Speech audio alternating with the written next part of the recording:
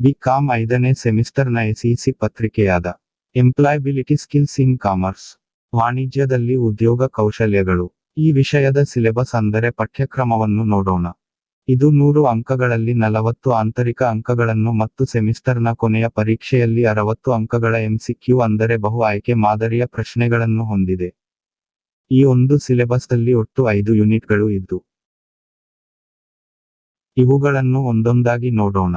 ಮೊದಲು ಘಟಕ 1 ಪರಿಚಯ ಅಂತ ಟೈಟಲ್ ಇದ್ದು ಇದರಲ್ಲಿ ಉದ್ಯೋಗದ ಅರ್ಥ ಮತ್ತು ಉದ್ದೇಶ, ವ್ಯಕ್ತಿಗಳು ಮತ್ತು ಕುಟುಂಬಗಳ ಯೋಗಕ್ಷೇಮದ ಮೇಲೆ ಉದ್ಯೋಗದ ಪರಿಣಾಮಗಳು, ಪೂರ್ಣ ಉದ್ಯೋಗ ಮತ್ತು ಕಡಿಮೆ ಉದ್ಯೋಗದ ಪರಿಕಲ್ಪನೆ, ಉದ್ಯೋಗ ಮತ್ತು ಆರ್ಥಿಕ ಅಭಿವೃದ್ಧಿಯ ನಡುವಿನ ಸಂಬಂಧ ಅಂತ 4 ಅಂಶಗಳನ್ನು ಹೊಂದಿದೆ. ಇನ್ನು ಘಟಕ 2 ವಾಣಿಜ್ಯ ವಿದ್ಯಾರ್ಥಿಗಳಿಗೆ ಉದ್ಯೋಗಾವಕಾಶಗಳು ಎಂದು ಶೀರ್ಷಿಕೆಯನ್ನು ಹೊಂದಿದ್ದು ಇದರಲ್ಲಿ ವಾಣಿಜ್ಯ ಉದ್ಯಮಗಳ ಅರ್ಥ, ವಾಣಿಜ್ಯ ಸ್ಥಾಪನೆಯ ವಿಧಗಳು, ಬ್ಯಾಂಕುಗಳು, ವಿಮೆ, ಸಾರಿಗೆ ಮತ್ತು ಗೋದಾಮು, ಸ್ಟಾಕ್ ದಲ್ಲಾಳಿಗಳು ಮತ್ತು ಇತರ ಹಣಕಾಸು ವಲಯ, ಸಾರ್ವಜನಿಕ ಉದ್ಯಮಗಳಲ್ಲಿ ಉದ್ಯೋಗ, ಸರ್ಕಾರಿ ಉದ್ಯೋಗ, ಕೇಂದ್ರ ಮತ್ತು ರಾಜ್ಯ 2 ಎಂದು ಈ 3 ವಿಷಯಗಳ ಬಗ್ಗೆ ಅಧ್ಯಯನ ಮಾಡಬೇಕು.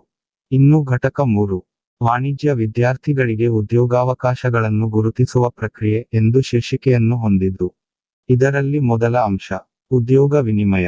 ಇದರಲ್ಲಿ ಉದ್ಯೋಗ ವಿನಿಮಯದ ಕಾರ್ಯಗಳನ್ನು ಅಭ್ಯಾಸ ಮಾಡುವುದರ ಜೊತೆಗೆ ಪತ್ರಿಕೆಗಳು, ನಿಯತಕಾಲಿಕೆಗಳು ಮತ್ತು ನಿಯತಕಾಲಿಕೆಗಳ ಜಾಹೀರಾತುಗಳ ಬಗ್ಗೆ ಅಧ್ಯಯನ ಮಾಡಬೇಕು. ಇದರಲ್ಲಿ ಎರಡನೇ ಅಂಶ ಜಾಹೀರಾತು ವೆಬ್ಸೈಟುಗಳು, ಲಭ್ಯವಿರುವ ಸ್ಥಾನಗಳು ಮತ್ತು ಅರ್ಹತೆಗಳನ್ನು ಗುರುತಿಸುವುದು ಅಂತ ಇದ್ದರೆ. ಮೂರನೆಯದು ನೇಮಕಾತಿ ಮತ್ತು ಆಯ್ಕೆ ಪರೀಕ್ಷೆ ಮತ್ತು ಸಂದರ್ಶನದ ಸ್ವರೂಪ, ವಾಕ್ ಇನ್ ಸಂದರ್ಶನ. ಈ ಒಂದು ವಿಷಯಗಳನ್ನು ಅಭ್ಯಾಸ ಮಾಡಬೇಕು. ಇನ್ನು ಘಟಕ 4 ನೋಡೋಣ. ಇದು ಸ್ಪರ್ಧಾತ್ಮಕ ಪರೀಕ್ಷೆಗಳಿಗೆ ತಯಾರಿ ಅಂತ ಶೀರ್ಷಿಕೆಯನ್ನು ಹೊಂದಿದ್ದು ಇದರಲ್ಲಿ ಮೊದಲ ಅಂಶ ಸಾಮಾನ್ಯ ಅಧ್ಯಯನಗಳು ಮತ್ತು ಪರಿಮಾಣಾತ್ಮಕ ಯೋಗ್ಯತೆ ಮತ್ತು ಎರಡನೇ ಅಂಶ ಪರಿಮಾಣಾತ್ಮಕ ವಿಧಾನಗಳು ಅಂತ ಇದ್ದು ಇದರಲ್ಲಿ ಸರಣಿ, ಸಂಖ್ಯೆ ವ್ಯವಸ್ಥೆ, LCM ಮತ್ತು HUF ವರ್ಗಗಳು ಮತ್ತು ವರ್ಗಮೂಲಗಳು, ಕ್ಯೂಬ್ ಮತ್ತು ಕ್ಯೂಬ್ ರೂಟ್ಗಳು, ಗಡಿಯಾರಗಳು ಮತ್ತು ಕ್ಯಾಲೆಂಡರ್, ಬೀಜಗಣಿತ ಮತ್ತು ಶೇಕಡಾವಾರು ಇತ್ಯಾದಿಗಳ ಬಗ್ಗೆ ಅಧ್ಯಯನ ಮಾಡಬೇಕು. ಇನ್ನು ಕೊನೆಯ ಘಟಕ 5 ಇದು ಸಹ ಸ್ಪರ್ಧಾತ್ಮಕ ಪರೀಕ್ಷೆಗಳಿಗೆ ತಯಾರಿ ಅಂತ ಶೀರ್ಷಿಕೆಯನ್ನು ಹೊಂದಿದೆ. ಇದರಲ್ಲಿ ಮೊದಲ ಅಂಶ ತಾರ್ಕಿಕ ತರ್ಕ ಅಂತ ಇದ್ದರೆ. ಎರಡನೆಯದು ಕೋಡಿಂಗ್ ಮತ್ತು ಡಿಕೋಡಿಂಗ್, ರಕ್ತ ಸಂಬಂಧಗಳು, ವೆನ್ ರೇಖಾಚಿತ್ರ ನಿರ್ದೇಶನಗಳು, ಕ್ಯೂಬ್ ಮತ್ತು ಡೈಸ್ಗಳು, ಮೌಖಿಕವಲ್ಲದ ಸರಣಿ ಇತ್ಯಾದಿ ವಿಷಯಗಳನ್ನು. ಕೊನೆಯ ಅಂಶ ವಿಶ್ಲೇಷಣಾತ್ಮಕ ಸಾಮರ್ಥ್ಯ. ಇದರಲ್ಲಿ ಹೇಳಿಕೆ ಮತ್ತು ಊಹೆಗಳು, ನಿರ್ಣಾಯಕ ತಾರ್ಕಿಕತೆ, ಗ್ರಹಿಕೆ, ಡೇಟಾ ವ್ಯಾಖ್ಯಾನ ಅಥವಾ ನಿರೂಪಣೆ ಅಂತ ಇದೆ.